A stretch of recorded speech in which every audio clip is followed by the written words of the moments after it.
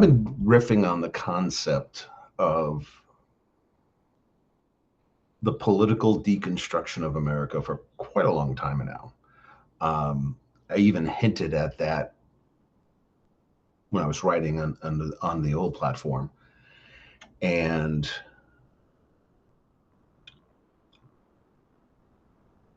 I always thought that the political fuckery that's going about, it had a real specific purpose.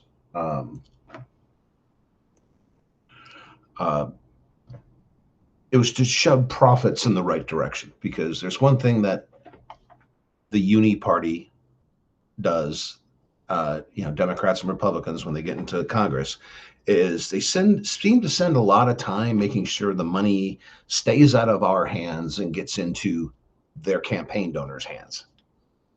The whole idea of giving a tax break or a benefit to a quote unquote job creator at this point is laughable, considering the 30,000 person layoff at Oracle. Okay. We don't have job creators anymore. We have layoff managers. So I don't know what these tax schemes and these tax handouts and these permanent tax breaks and loopholes and everything else they claim to need so they can operate their business. No, all we did was print billionaires with a tax cut. So that's what I thought it was for years. But now with the second term of Dear Leader Porn Star Humper, it's something remarkably different. They don't mean to just trim around the edges so they can justify a big handout, because it's not just the tax code, it's also direct handouts like big contracts and other things that the government throws at their favorite campaign donors. Look at the money Elon Musk invested in Trump's second presidency, and look at the money he's getting back.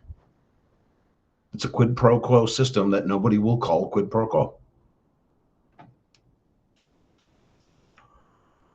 So I thought it was going to be around the edges. They'll kill a couple of small programs to justify their $1 trillion tax cut to themselves. Remember, the tax cuts to themselves have just gotten larger. The last one was just over $4 trillion.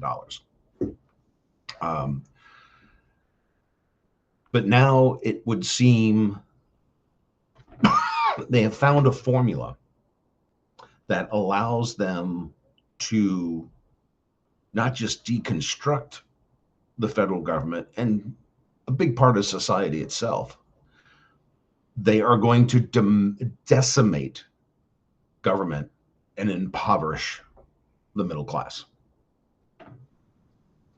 Them requesting money a week and a half into airstrikes in Iran for $200 billion after we already had funded them to roughly $950 billion, just under $1 trillion.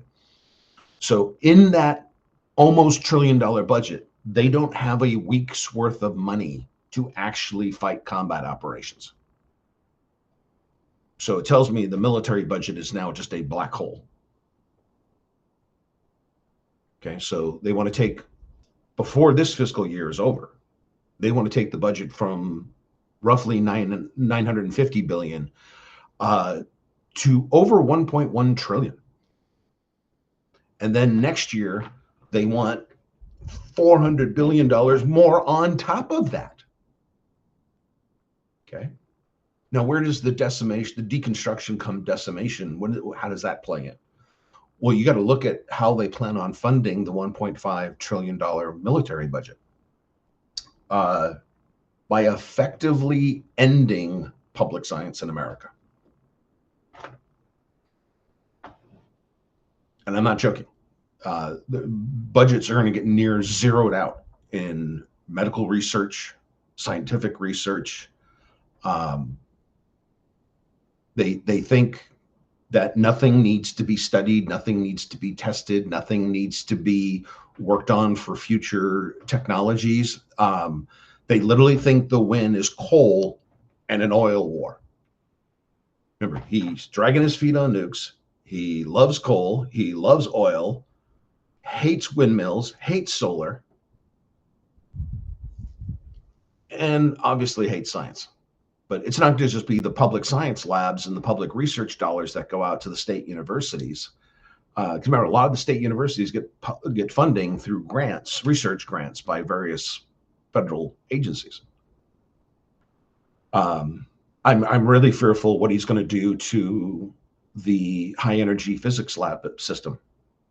If there's one research system we definitely need in America, it is the high energy physics system. That's Brookhaven, Cornell, Stanford, Linear Accelerator Center, Los Alamos, UC Berkeley.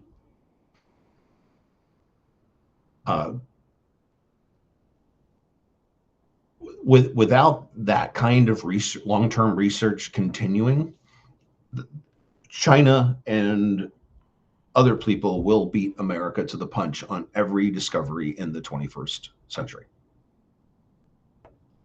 Okay. Now, one of the best people that I heard speak to why should we pay for public science was Dr. Lisa Randall, the physicist who's trying to find the gravitron and amongst other things. She's a project lead over at CERN. Her home base is Harvard, I think. I know she has several professorships. She's really, really smart, really successful. But she said the thing that I think matters the most here. We had no idea what 100 years ago, a century ago, we had the quantum revolution. We had relativity in the early 1900s. By Einstein. Then we had all the post-Einstein work done, and then bang, we get the quantum revolution. We had no idea when we were funding this research a century ago what the quantum revolution would bring. And the biggest thing it brought forward to mankind was the transistor. The transistor later became the personal computer, the mainframe computer, the high-end GPU, like the crazy RTX 5090 NVIDIA GPU I have in my workstation. Transistors basically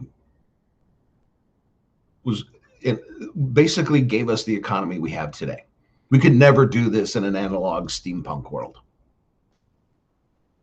Okay, that's what, at least as far as technology goes, that's why I try to be a technology optimist, is we have people that are willing to work on these things. And when they do come through as serious science and we convert that into engineering, we get amazing things out of it.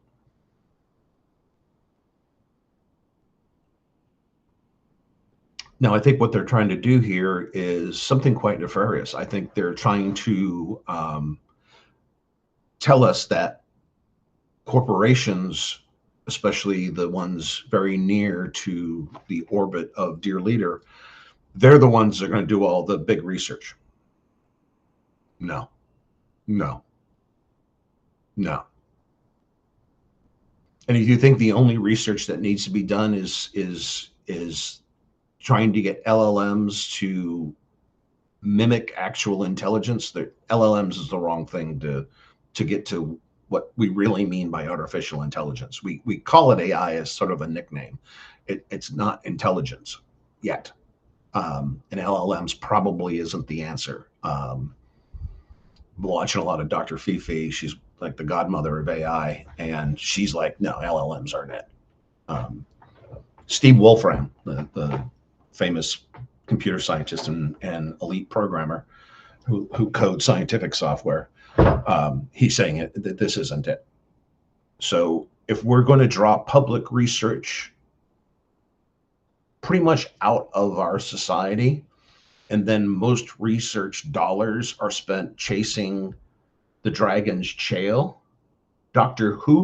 Lisa Randall, Randall. She's a physicist. Recommend watching her talks or interviews on YouTube. Really, really smart. I have several of her books on my bookshelf. So we're going to spend the economy or most of the federal budget on two things: war in Iran and war on Main Street USA. Now, there's going to be some whack-a-mole things like we just did in Venezuela. I'm pretty much convinced somewhere before the midterm, we will invade and occupy Cuba. Why? I don't know.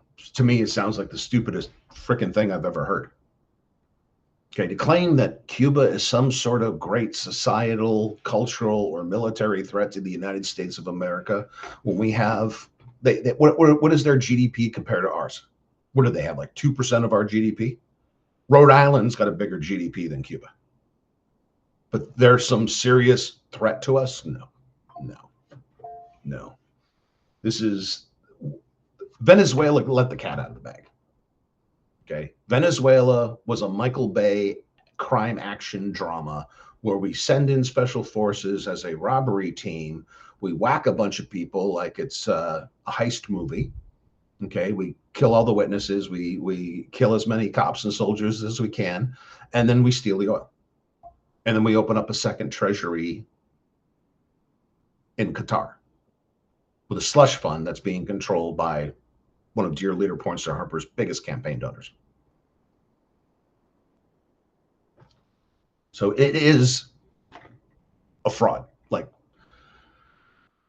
when you cannot fight a war more than 10 days without asking for $200 billion, even though you're sitting close to $1 trillion this year alone,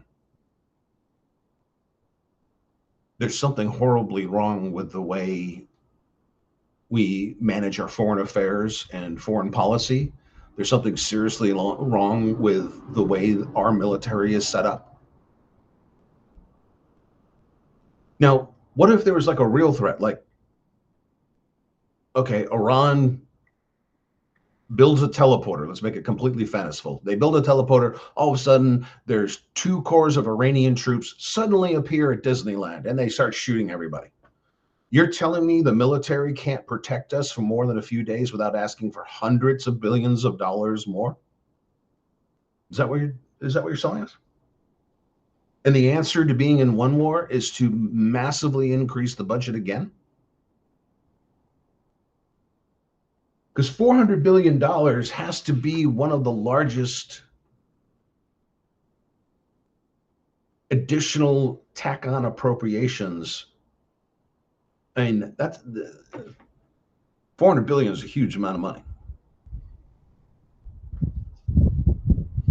But it's not the money that I'm concerned with, because if they really wanted to do this, we could just have a war tax and tax the billionaires. We could do a war without destroying the economy for the middle class, but that's the intent of the wars. The intent of the wars is to destroy the American middle class. Because when we start the wars, we empty out the kitty. Then we tell you next year's kitty's gone too before we even start.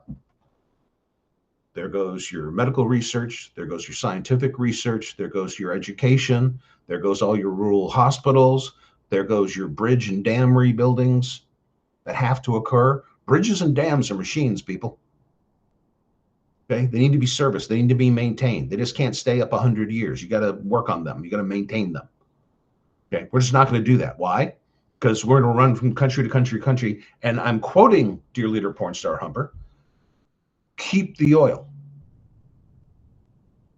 Okay, so he invades Iran.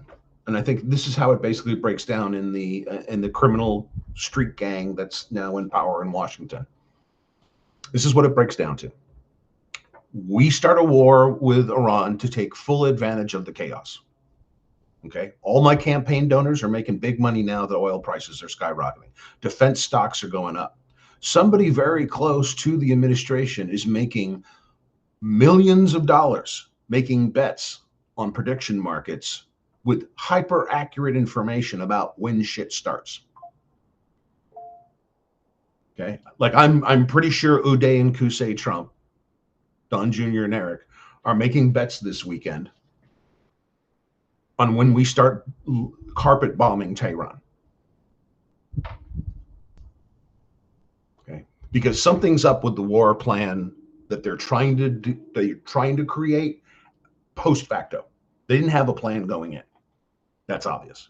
It's obvious to everybody, including the generals, including my father-in-law, the command sergeant major Green Beret. They're like, this was a women in if this was a women of prayer, he said, my father-in-law, he'd be surprised.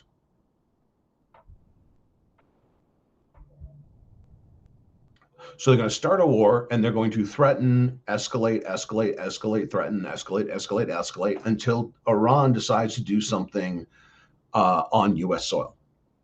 Okay. Now Trump's got the emergency he's always wanted to support his daft executive orders of panic, mania, bullshit, and nationalism. Okay. He is going to instigate until they retaliate.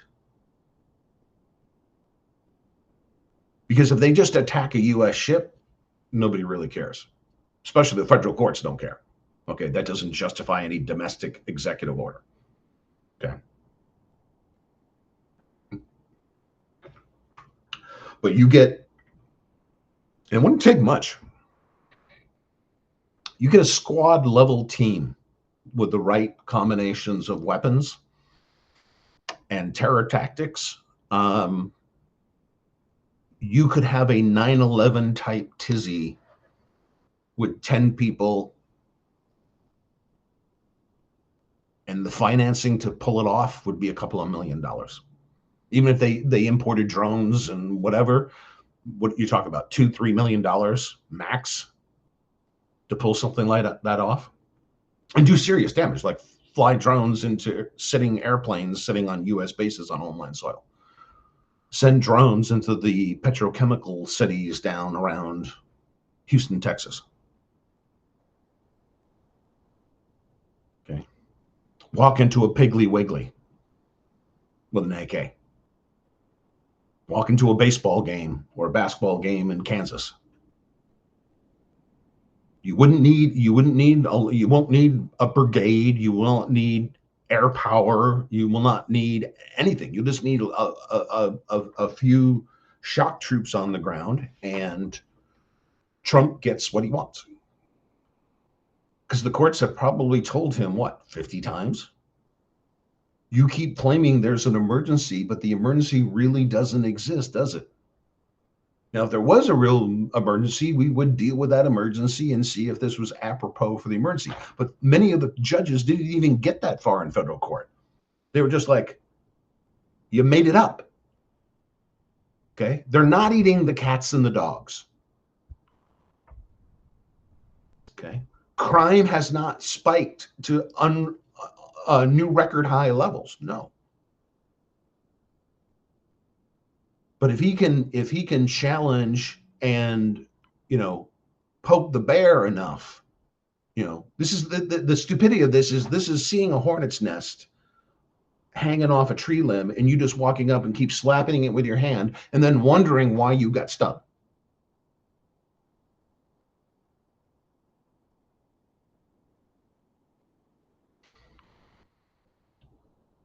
So I just think the more I think about it, the more I think, and I hate empty conspiracy theories because there's some good conspiracies out there. We found out later on that were true.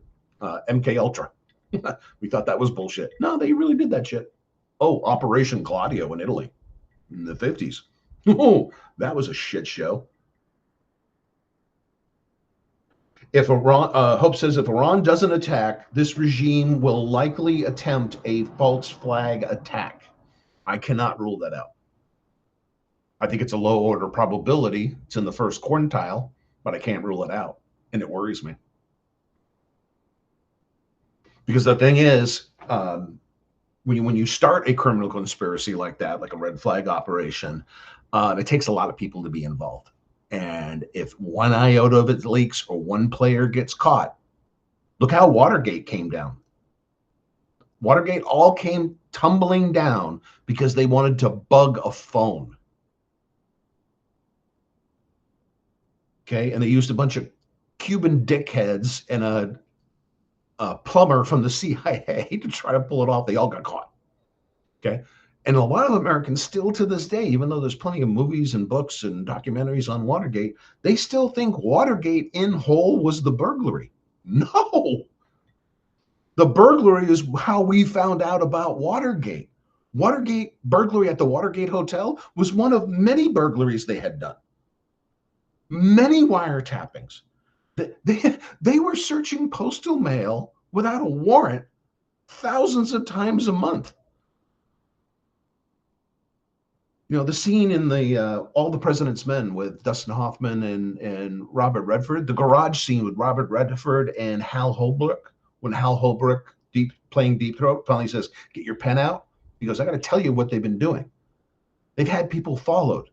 They've opened their mail. They've tapped their phones. They've spread rumors. They've written false letters." Okay. So if they did try a false flag, it could go Watergate real quick. You know, it could turn into a debacle where it blows back in their face.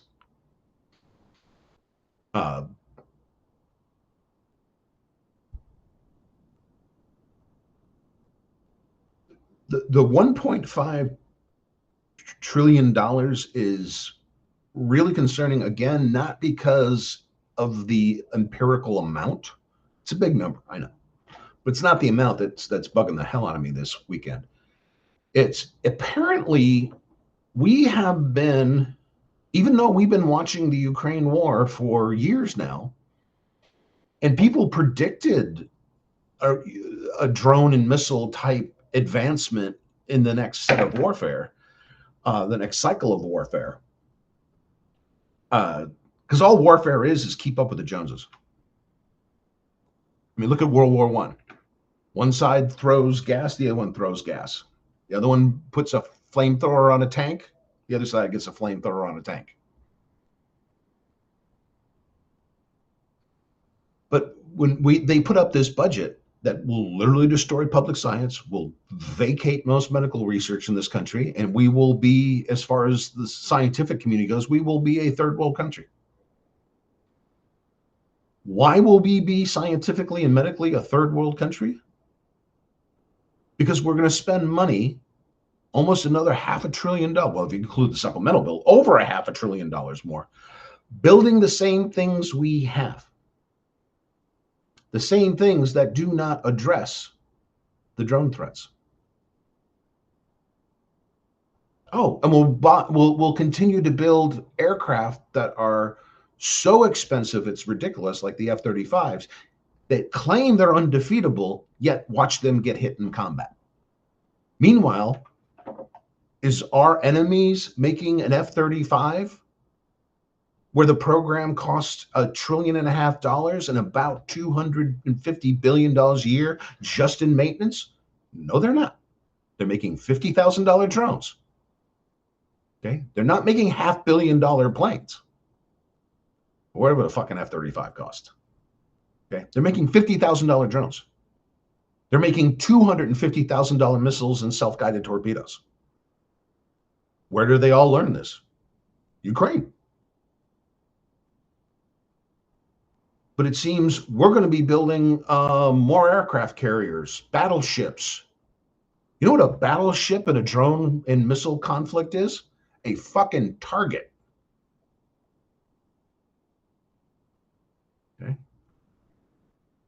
They can take a percentage of our budget, and I was studying this with Sal 9000 a little while back about the asymmetries of these things. Like, we have interceptor missiles that go after other missiles, and but the whole plan and the whole way we design these weapons, whether they're the interceptor missiles, the phalanx defense guns on the ships, these things were all built with high-speed targets in mind, not a drone flying 90 miles an hour. Okay. These things were developed for near supersonic inbound targets. That's why the Phalanx has such high-speed radar on board, because it's trying to look at a target that's small and moving very, very, very fast. And if they can deploy $50,000 drones and they're already learning how to do drone swarm attacks, if they combine drones, missiles, and ballistic missiles all together in a single attack, they could launch a devastating attack against a multi-billion-dollar asset like an aircraft carrier. Think about it. You save money by the first wave. Only 1 out of the 10 drones have actually a payload on them. The rest of them are just dummies. What's that for? To get all the guns to shoot and run down their ammunition. Now, I think the internet is lying to us because some people, whoa, we're running out of ammunition. I really don't think so. Even with the more complex things, we're not running out of ammunition. But what happens locally in a fight is, you can deplete the on-scene resources, and you got to go send somebody to go get backup ammo. The police department is called calling up the reserve ammo. You only carry so much ammo on you in the car. So if you get like a heist, like heat, like bank heist thing going on, you're going to need to call up the reserve ammo. But take a scenario where they go, okay, we'll launch 500 drones. Only 50 of them are real drones. Okay, so we're going to spend millions and millions and millions in just ammo alone, shooting down mostly dummies. And that's only the first of 5, 6, 7 waves. And as the waves keep going on, one of those waves will have the real drone wave attack. Every single one of them will have hot warheads. Okay. And once the camera on an inbound drone shows that suddenly that big smoke trail isn't coming off that defensive weapon anymore because it's run out of ammo while they're restocking it. Now run a bunch of live heads into that defensive weapon. That's the first strike. Once that weapon is down, then you concentrate all fire where that corner of the ship that's no longer protected. Now you have guys with 50s and sailors with 50s and M60s and Christ, even 10 gauge shotguns trying to be the last ditch effort, trying to hit attack, which if you get enough things in the air simultaneously, I mean, that's the lesson learned from October 7th with Hamas. Hamas just flew drones over to the remote control machine guns and just put bombs right on top of the emplacements. Boom. All the remote control defensive weapons were down in the first couple of minutes. Okay. Then they just drove bulldozers through the fences and gates and walked in. Okay. Then they just flooded the air with projectiles. I think their largest launch, when I looked it up, they got like 350 objects in the air at the same time. That's a lot of things to concentrate for anti-aircraft defense teams. And yeah, some of the local emplacements did run out of ammo. Hope says, so worried for our men and women in military. I am too, even though I know this reality is peacetime army is just about as dangerous as wartime army. Yeah. Like we go to Reforger in West Germany back in the day, back in the 80s. There was an acceptable death toll to the exercise. It was about 14 troops. They knew about 14 troops were going to die during this exercise. And that's the cost of doing business. And for all sorts of reasons. Traffic accidents, trooper goes to sleep behind an armored vehicle. The armored vehicle doesn't know he's sleeping behind the thing. They start up, they roll the tank, and they run right over him. That happened a bunch of times. That's why you saw so many ground guide commercials on AFM in West Germany, because that was a thing. And then there's just the training accidents. You know, someone drops a live grenade, takes out the instructor and himself. That happened one year. Live fire accidents happen a bunch of times.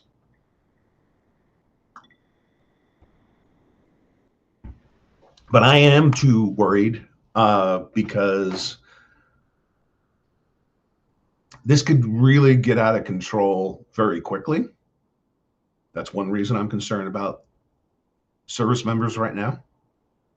The other thing I'm worried about is Eisenhower. I have an essay in draft. I don't know why I haven't published it. It's about Eisenhower's attitude towards service members compared to modern times, let's call it. Eisenhower literally thought American troops were treasure. And if he was going to order them to do something, it better damn well be worth doing it. Okay. Eisenhower made several trips, right directly to the front lines. I mean, he didn't hide in the bunker in the back. That was an Eisenhower style. Neither Patton nor B.D. Smith, none of the old generals. They literally stood there on the front lines with their troops, and talked to them. Okay. He would gather enlisted soldiers around, and he would just plainly talk to them. Like, you could tell. I mean, I read, when I was doing the research for the article, I was reading some of the news reports and old radio reports of Eisenhower visiting the troops, and just the whole way he approached it. You could tell he had respect. Eisenhower had respect for the troops. The troops were beloved by their commanders. They knew the sacrifice America and Americans were making. I don't think that's true anymore. We're expendable pawns for the Epstein class. The criminal cabal that pays no taxes, that gets away with literal murder, rape, pedophilia, and they basically do anything they want, and they get enough power in society where they get the government to hand them profits or secure their profits or increase their profits or all of the above. That's fucking annoying. I don't think that's the role of government, to make sure that rich people get richer and their problems are the taxpayers' problems.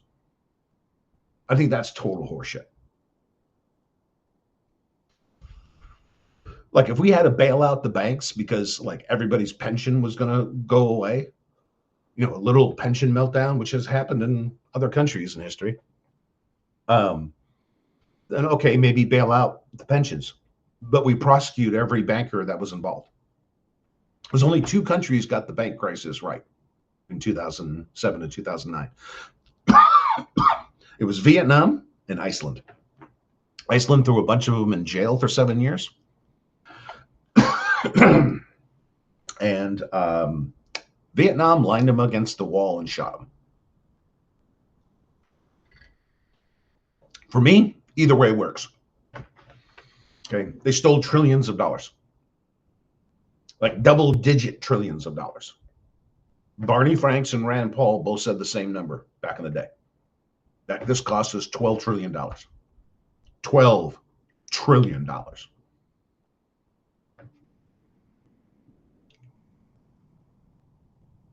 So yeah, when we're going to spend $500 billion more, and what are we going to do? We're going to build more tanks we'll never use in combat. We've been making tanks for 15 years. Nobody wants. They're made in Ohio and Washington State. Okay, one powerful Democrat, one powerful Republican. Make sure that those tanks keep being built, even though the Army doesn't want them, the Marines don't want them. In fact, the Marine Commandant was quite clear what he thought about us still building tanks. He thought that was pretty much pointless. And none of our allies want them.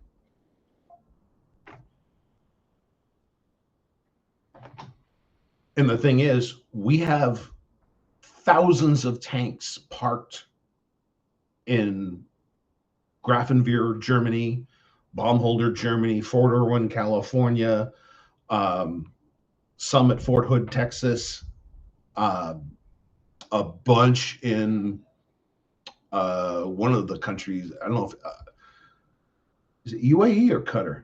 It's one of them. Could be Kuwait. I don't know. I have to look that up. But we have a bunch of tanks on the parked. Not as many as we do in Germany. There's a shit ton of them in Germany. So it's a program we've continued, even though the chances of us getting into a Fulda Gap, Germany scenario, fighting Soviet tank divisions, that's not the war we'll be facing. And Iran and Ukraine are proving that. So if we give you this $600 billion more, okay, you already got 950-ish. Now you want 600 billion more. Now we give 600 billion more. What are you going to do with it? Build more gear that's not the gear we need to fight the next war? Build ships that really have a bad methodology that was totally useful in World War II. Like an aircraft carrier in World War II with its surface group around them and a couple of subs always underneath them, okay? You can't get within 100, 120 miles of a battle group without being detected. And if you are, everybody and their brother is going to start shooting at you, including the air cover that's always above the battle group. Okay, those missile destroyers are going to launch missiles against you if they think you're a threat, even 100 miles out. Okay.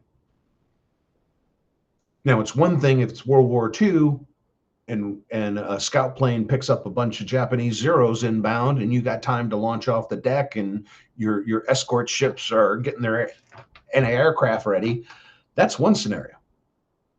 It's a whole other scenario if Iran decides to go after the Gerald Ford with, like I said before, 5, 6, 7 waves of drone, hundreds of drones per wave. Okay. What if the Iranians figure out how to hit the supply ships first? Because we are making it easy for them.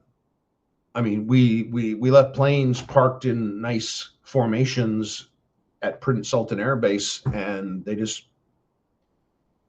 flew a bunch of drones and cruise missiles and destroyed a bunch of our aircraft, including an AWACS, which Dear Leader claimed was only slightly damaged. It was in 3 fucking pictures in the radar dish that's supposed to be on top of the pylon, that was sitting on the ground in between 2 pieces. Okay. We lost Chinook helicopters, flying gas stations, the KC-135s. Can't do sorties. Can't do long sorties without the flying gas stations.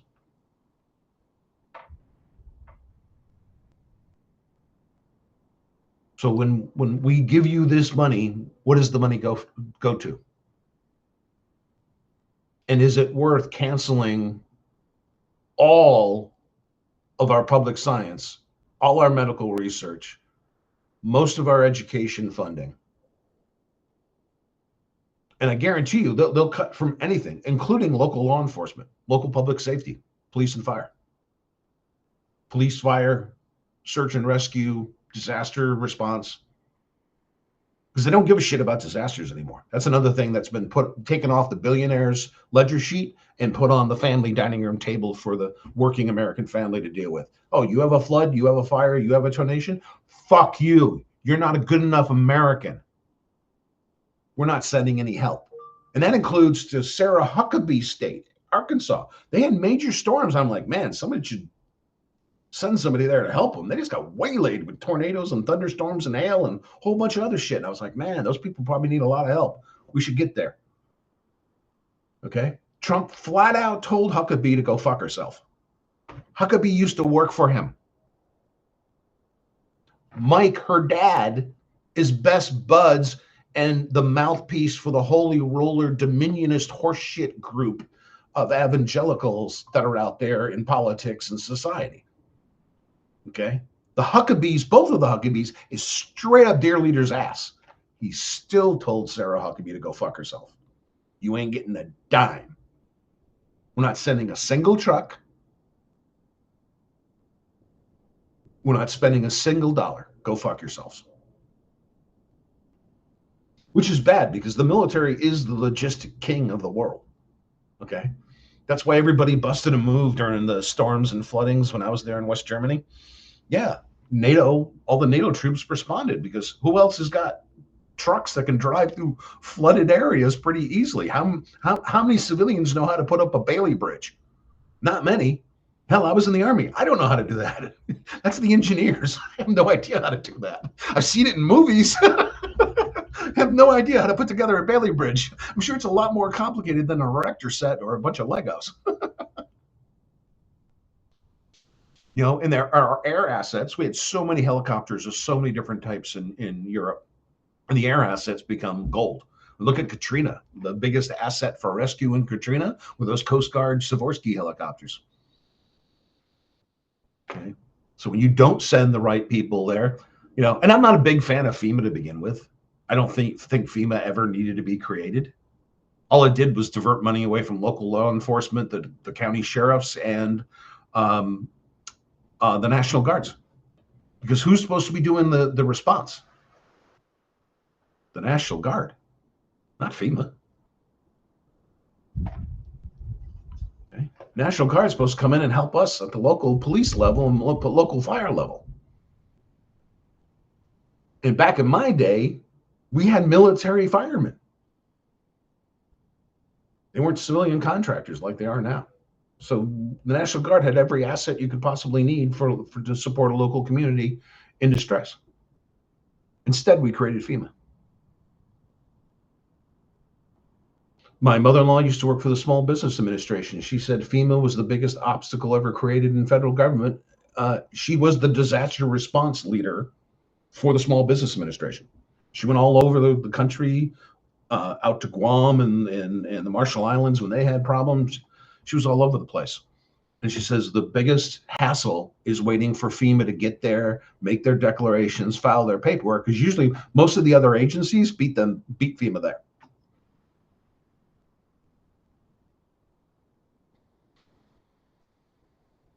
So are we going to build up our National Guard?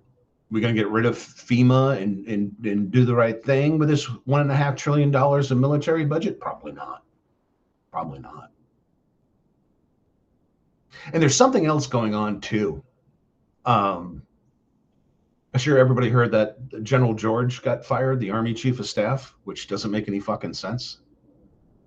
I mean, this guy's the go-getter of go-getters, and he is quite respected by officers and enlisted alike.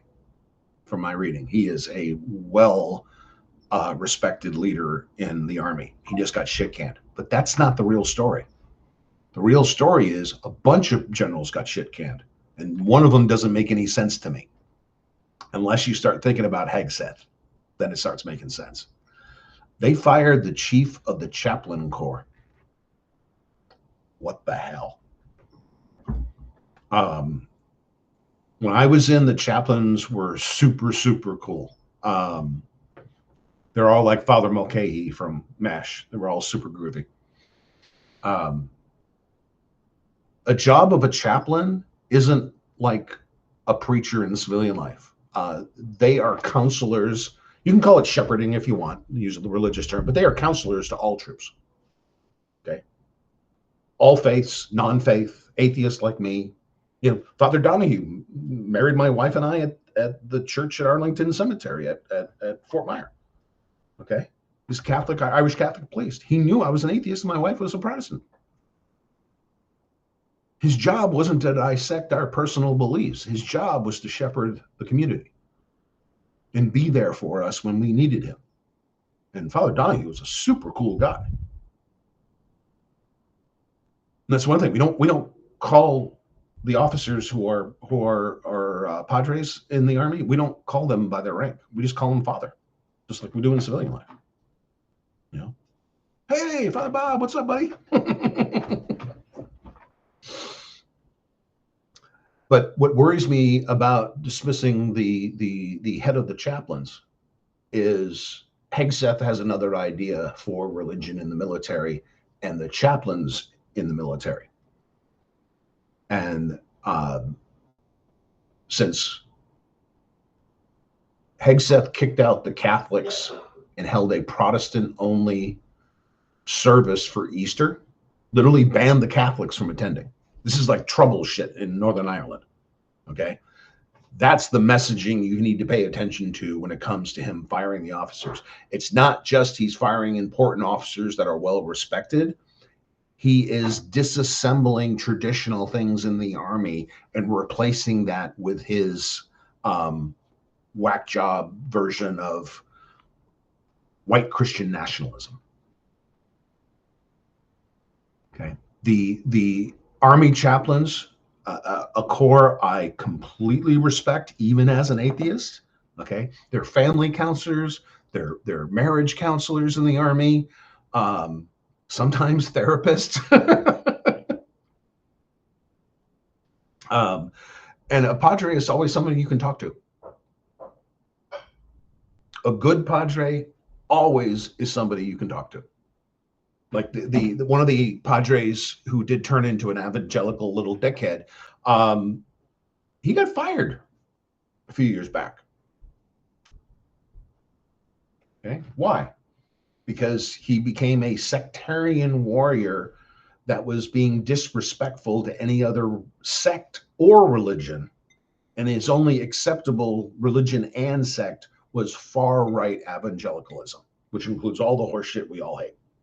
Okay, the misogyny, the racism, the tribalism, the sectarianism, and finally the Army Chief of Staff was like, "I've had enough of you. Out you go." Well, it wasn't the Army Chief of Staff; it was the Chief of the Chaplains who kicked them out. It was like, no. We have a mission, and you're refusing to fill that mission. So I'll take your resignation right now. That's how officers get fired in the Army. Your commanding officer takes your resignation after he tells you to submit it. But that's a canary in the coal mine right there, is firing the chaplain, especially with Hegseth in charge, because Hegseth is a bad theater act for white Christian nationalism. He thinks white Christian nationalism is a flex.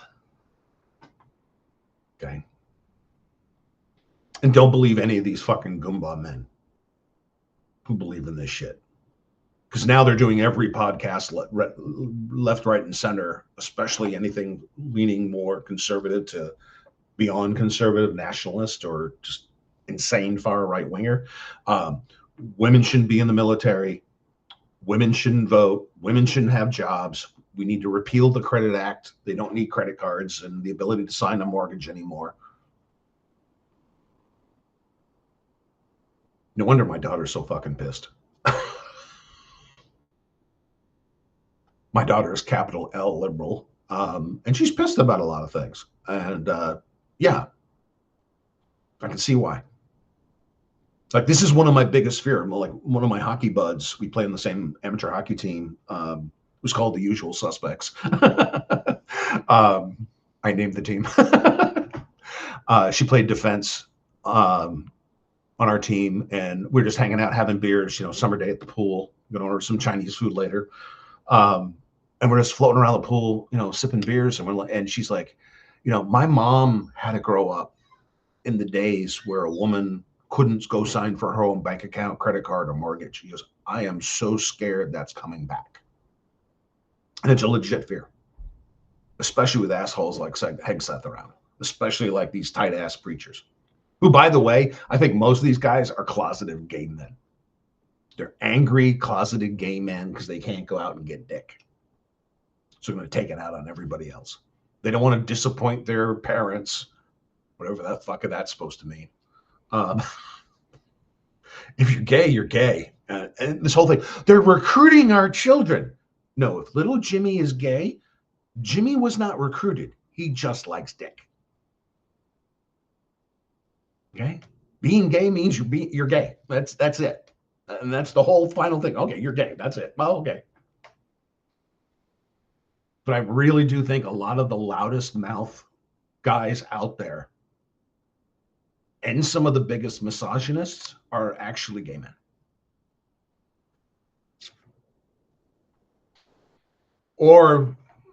And I think if they're gay men, they just need to come out of the closet. Hanging around sipping beers. Yes, one of my favorite hobbies.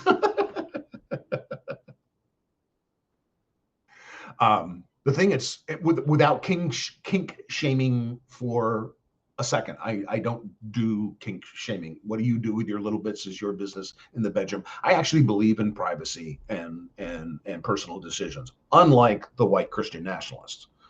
You know, Noam's husband with the big balloon titties doing the bimbo. The tank, the pictures just wild. I mean, the tank top and the tight fitting shirts and the balloon, they were obviously balloons, and he's wearing pink biking shorts, like road biking shorts. I have biking shorts because you need them when you're on a bike for a long time. They have padding in them and stuff for your butt. But all mine are black. One has a design in them. My winter long pants has a design on it, but they're not hot pink.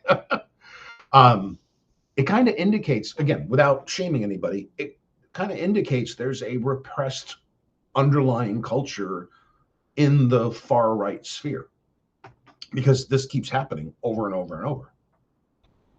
Okay. And I love how they're so anti-drag and they're so anti-trans. But how many of these guys have dressed up as women before? Rudy Giuliani did it. Madison Cawthorn did it regularly, I understand. But if somebody else do it, it's a national threat. No. I think it's all projection. They're taught in these really wildly absurd fundamentalist churches that you're a bad person if you're not heterosexual. And they don't know how to deal with it because everything they've ever been told about it is wrong. Well, any philosophy that tells you your de facto feels should be hating somebody, you're in the wrong group.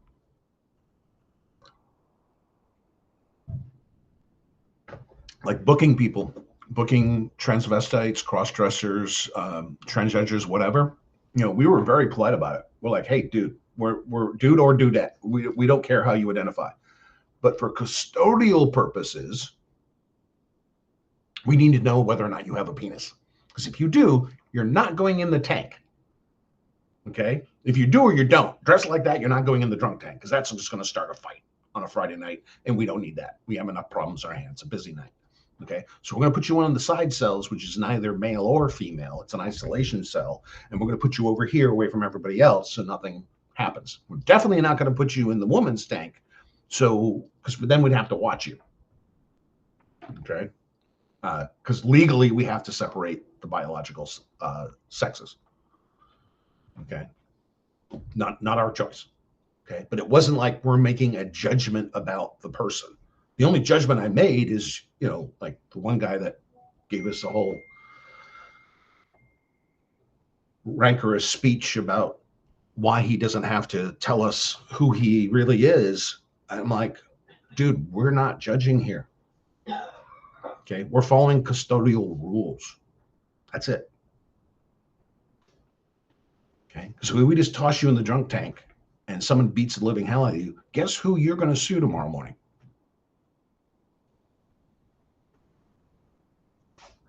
But I think there's something much, much different going on with especially this cycle of far-right evangelicalism, which includes a lot of other sects. I'm just using evangelical sect as the marker. There's the same problem exists in some of the Baptist sects. Definitely the same problems affect the Catholic Church. And what's crazy is more and more right-wingers are going to the Catholic Church, especially the gropers, the Nick Fuentes crowd. They see the Catholic Church as a strong whole position if they get the right far-right pastor or far-right priest in their diocese.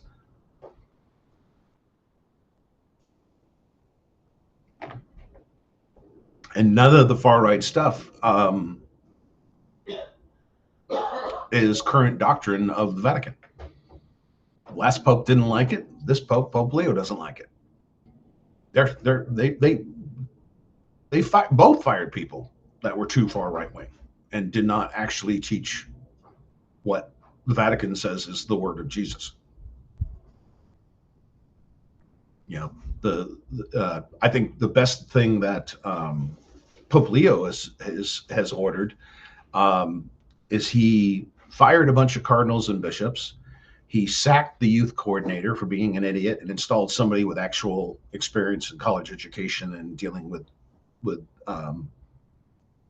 child development. Then he orders that Opus Dei be formally taken apart and dismantled, because Opus Dei is really the subculture of far right within Catholicism, and it's gaining political power, just like the preachers in the evangelical sects have been creating for themselves. In all this preacher stuff, this is just a reboot of the moral majority, the assholes who thought they were majority. I always called them the immoral minority. A lot of those preachers who told us we're the bad people, we're the immorals, we don't understand Jesus, they went to prison. Jim Bakker went to prison for raping Jessica Hahn. You know what today's preachers say about Jim Bakker? He was canceled. He was indicted, tried, convicted, and sentenced. Nowhere in that process was he canceled.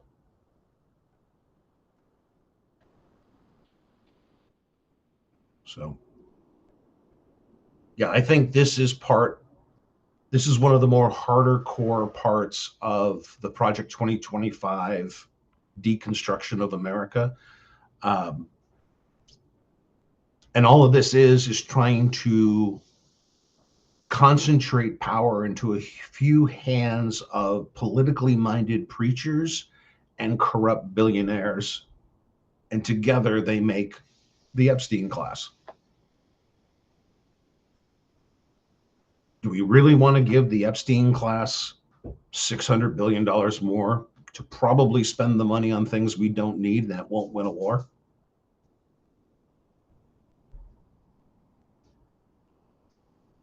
Because everything they're doing right now in Iran has nothing to do with winning a campaign. It's just blowing shit up because they think it's cool.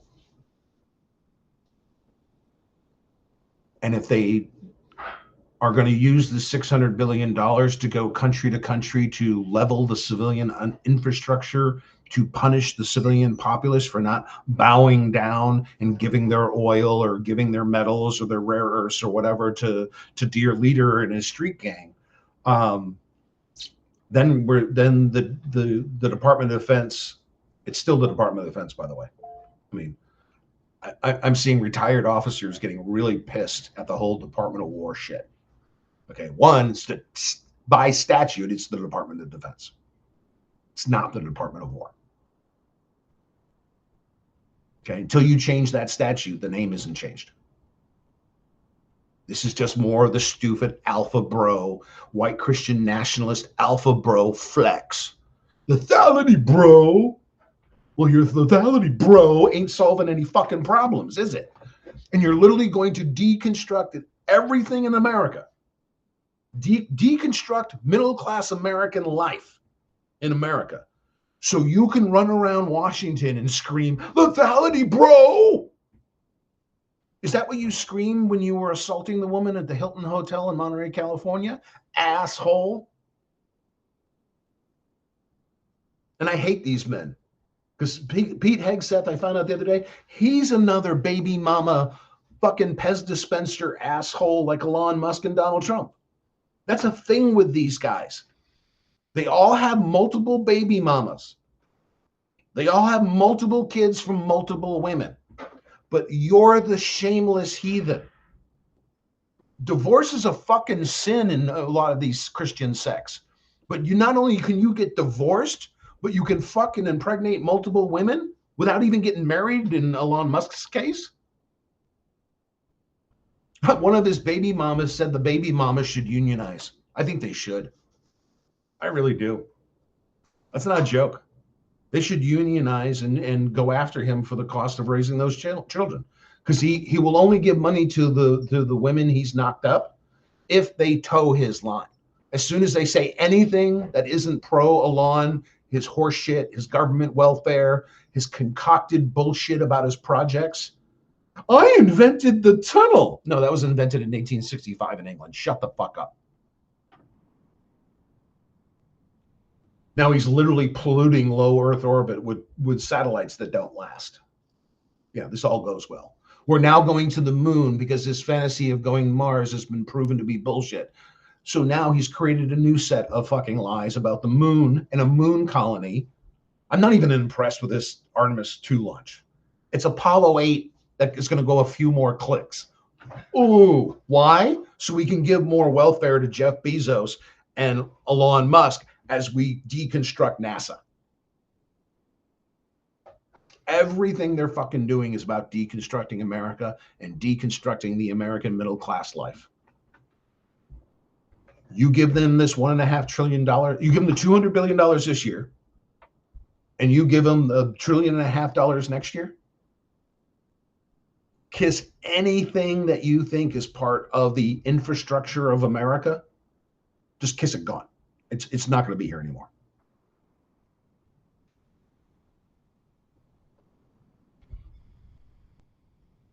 Is that worth it? Is that worth $9 a gallon diesel? That's where we are now. We have $9 a gallon diesel here. It will be 10 in a matter of a couple of. I'm thinking like the rate it's going up. Give us another anywhere from 10 to 21 days. We'll have $10 a gallon diesel fuel. Okay, that means everything coming out of the Oakland seaport just got more expensive, a lot more expensive. Okay. Oh, and it's spring. That means the farmers are warming up the tractors, the combines, the planters, the fertilizing machines. What do they all run on? Diesel.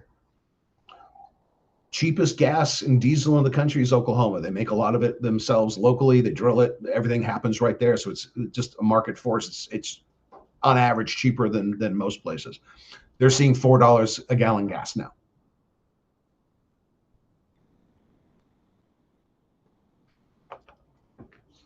Yeah. Remember he spent the whole time telling us how he's going to get us $1.99 gasoline? $1.99 gasoline. Oh, okay. Does that really work out? Let's check the AAA fuel prices live. Oh, the national average is $4.11. Now, the last time I checked, now don't mind me, I'm just a data engineer with data science experiments who does statistics and math all day long at work. Don't mind me, but I think $4.11 is much higher than $1.99. But if Dear Leader tells you elsewise and tells you that $4.11 as a national average for gas is a good thing, I bet you half the country will buy it. Because there's a magical door to Narnia in Iran. So, of course, waste all our time, money, and resources and get a bunch of GIs killed. Why not? Why not?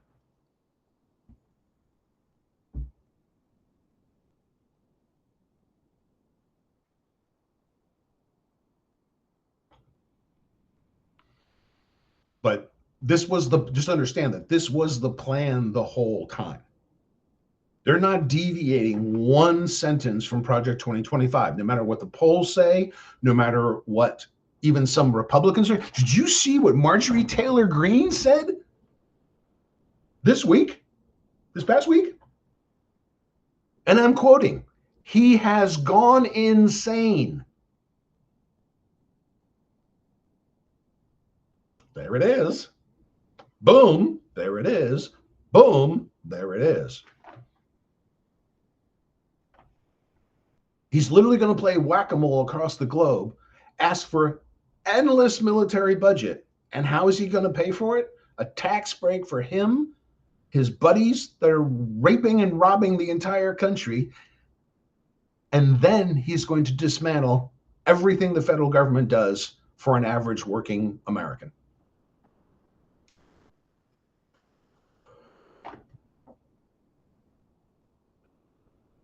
This is the most successful, the only real and correct thing Tim Dillon has said, probably his whole disgusting fucking life, is he just freaked out this week on his podcast. I saw the clip of it, and he says, MAGA is the biggest con artist game of all time. He's right. He's right. They've gone from being pigs at the trough, with all their corporate welfare, with all their tax breaks, and making sure they get wealthier by government fiat. They've left that behind. Now they want absolute power and control, and how they're going to get it is by destroying your life. Hope says they want to punish/control us too. The Board of Peace wants to buy foreign paramilitary soldiers because our military won't want to shoot at U.S. Shoot at us. Yeah. Well, that's what ICE is for. He's already got his paramilitaries. That's what ICE is for. And I've said this before. This is the same thing Slobodan Milosevic did with his Serbian militias in the Yugoslavian war in the 90s. This is identical to what he did. You create a paramilitary force with no rules, tell them that everybody's out to get them, and tell them to shoot at will. Okay? That's why Alex Preedy is dead. That's why Renee Good is dead. That's why Santos is dead. Okay? The paramilitaries are already here. Okay? And again, that was part of the plan. Okay? I wrote an essay over a year, the August before the elections, over a year before the elections. I wrote an article about Project 2025 and told you how every one of these things are going to come true because they're writing it down not to warn you. They're writing it down because they're saying, this is the takeover. You no longer have a choice. The $550, the ballroom budget has gone now to $550 million. That's not a ballroom. That's a bunker. If I was going to be an idiot and play the prediction markets, I would put $100 on the head. Now, if I made a bet, I'd go on my Tor box and go to irishbookie.com. But if I go to the prediction markets, I put $100 on the head saying that the ballroom is actually a bunker where that is going to be his last stand bunker when he loses an election. Because speaking of the prediction markets, they have the Democrats solidly winning the House. Almost nobody is saying that the Republicans can hold on to the House. The House is gone from the Republicans by every poll and every prediction market bet I'm looking at. Is my Project 2025 article still on Suspect? Yes, it is. I think I have it over here. I can. It was one of my ones, like I said, it was from a while back, but I will find it and give you the link, and you can open it up in another tab if you like.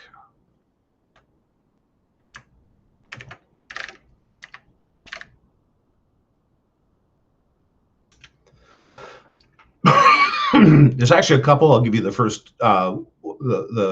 This is, I think, is where I started this all off, talking about this. Nope, that's the second one. That was the one. That was the one from August. Okay, I'll put it up later in the notes and in the comments. I'll find them because there's a couple of them up there. You're welcome. But they wrote it down because they wanted you to know that this was the plan that they had all signed off on. The party had signed off on it. The senators. Am I going to be out of focus again? Come on, refocus. The campaign donors signed off on it. The strategists signed off on it. This was the game plan that they're quickly turned into their political religion. And now it's happening. And you can go back to that document and you can see time and time again that this is exactly what they planned on implementing. To the letter. Like, why do you think there's so many court cases going on by the administration and the right-wingers at the state level? That's written down. flood the courts with lawsuits. So they're so busy trying to figure out what's what that they can go off and continue to do whatever they want to do. And that's exactly what they did with CCOP. They had a judge said, turn the fucking plane around, and I'm not kidding. That is a court order. They went, fuck you. And remember, people in this administration have already been to jail for contempt, and they still work for the federal government. Greg Phillips, I just posted notes about this a little while ago. Greg Phillips, the jagoff that's in FEMA, claims he can teleport 50 miles to a Waffle House. That dude went to jail when he was found in contempt by a federal judge. They wanted to know who told them that this was happening in the United States. I'm not going to tell you. The judge says, I'm not asking you. I'm ordering you to tell me who gave you this information. Nope. No, the judge threw him in jail. That guy has authority in the government right now. Okay. Now, why did he tell the judge to go pound sand? Because that was the plan. It isn't about that case. It's about every case that gets presented about what they want to do as white Christian nationalists, as the Goomba street gang under dear leader porn star Humper. Because I'm not kidding. I am not just throwing stones here. I'm just not being hyperbolic. He is operating a political system as if he was a street gang leader. I mean that literally. Now, he's a bad street gang leader. Like, we had two competing parties in the next town over from when I worked in the city level. Tootie knew how to run a gang. He was the smart gang leader. This guy was professional. Okay. Like, all his assets were in his auntie's names.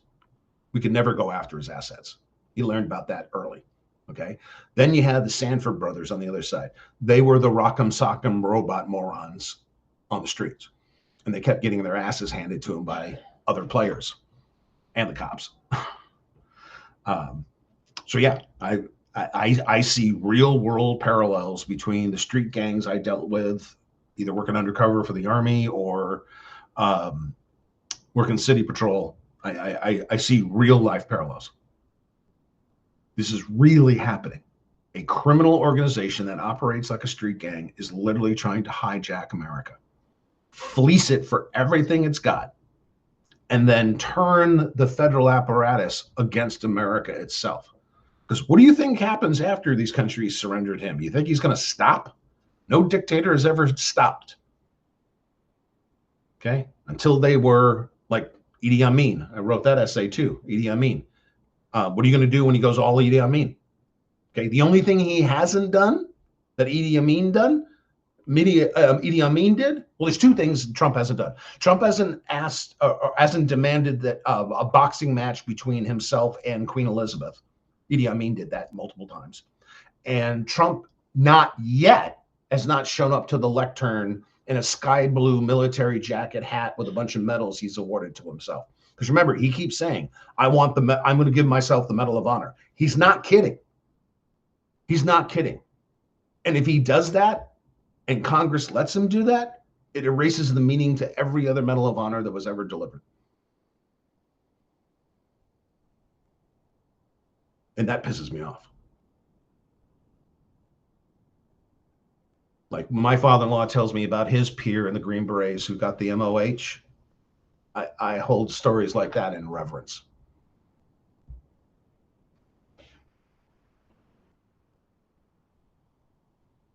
So understand what they're doing. It's deconstruction for a political purpose. Understand why they're doing it. Power and control and the money. Show me the money. Yeah. All dictators, all authoritarian movements have done the same thing. Taken total control, gained total power, and then fleeced the country blind. Okay. Ceausescu did it. Ceausescu and his wife did it. The Marcos in the Philippines did it. Orban is trying to do it right now in Hungary. Okay. The asshole in Central America, Trump's friend with his fucking prison. What is that, Nicaragua? or El Salvador? Well, either one, it doesn't matter. They're both dictatorships. Okay. Planned deconstruction for the purposes of their own power and wealth, and how they plan to achieve that, carving it out of you and your family's working class ass. Now, the funny thing is the people who do really well with paychecks, people with advanced degrees, architects, they El Salvador, that's right, yeah. They think they're immune because they have a really, really, really big paycheck. No. If you look at all the history of the 20th century dictators, having a lot of money never saved anybody. And when you look at the worst cases of dictatorships in history, Mao and Stalin, Stalin killed more people in Russia than World War II killed everywhere. Mao and Stalin are the biggest serial killers of all time. Honorable mention, Pol Pot, because how he did that in such a small country and killed millions of people. Wow. Okay. You having money, you making some absurd amount of money, $400,000, $500,000 a year. Okay. You think that's going to save you in a dictatorship run by dear leader porn star Humber and his Goomba street gang? No. Especially if he's going to run the economy into the ground. Because what happens in a lot of dictatorships, and this happened with Idi Amin. Idi Amin gave the Pakistanis and the Indians 90 days to get out of Uganda because he thought the Asians were hijacking the Uganda economy, and he wanted to make Uganda great again. So in 90 days, anybody who didn't leave faced arrest or being shot. So they all left, okay, under very real threats. What happened afterwards? Amin gave all the businesses to his cronies. All those businesses failed. Okay. That's why I'm kind of laughing at Ellison spending so much money to buy up all these entertainment and news things, because everybody's leaving TV. Ratings are down. Nobody's watching cable TV and news anymore. Okay. I've stopped watching cable TV news 10 years ago. There's no point. Okay. I go to the wire services. I go to the reputable news papers. I go to the reputable subject matter experts. Am I going to listen to Fox News or CNN about energy and oil and all that? No. We got an expert on YouTube and Substack, Matt Rudolph. He's a lot more informative. Am I going to listen to some paid dipshit like Scott Jennings on CNN, or am I going to listen to some guy who actually is communicating real information like global strategist Peter Zion? The choice is easy for me. But understand this, none of this is happenstance. That's the point I want to make. Not even the budget request. They knew they were going to ask for $200 billion and $1.5 trillion next year. They knew that before the first plane took off of an airbase to attack Iran last month. All planned. Okay. Every dollar they can take away from Americans is another way they can take control of Americans.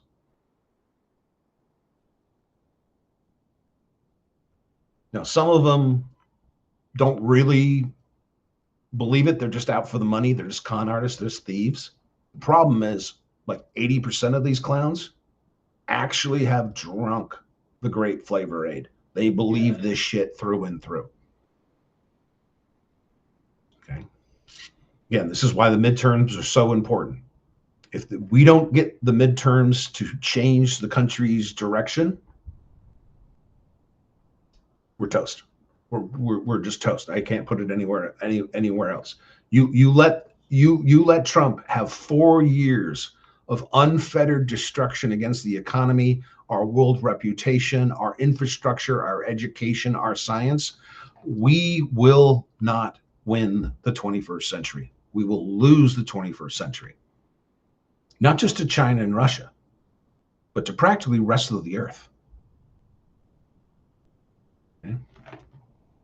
Remember to be independent, vote independent, run for local office as an independent, At minimum, think independently. Think critically.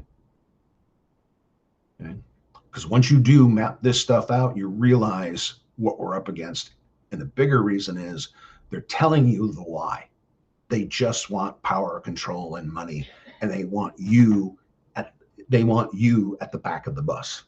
They don't care if you're black, white, purple, or Kirk's green girlfriend. That doesn't matter anymore. They just want the pores on the back of the bus, and they want to be driving the bus. Now, if they drive that bus off a cliff, they're going to still blame you. Until next time, please, please think about it.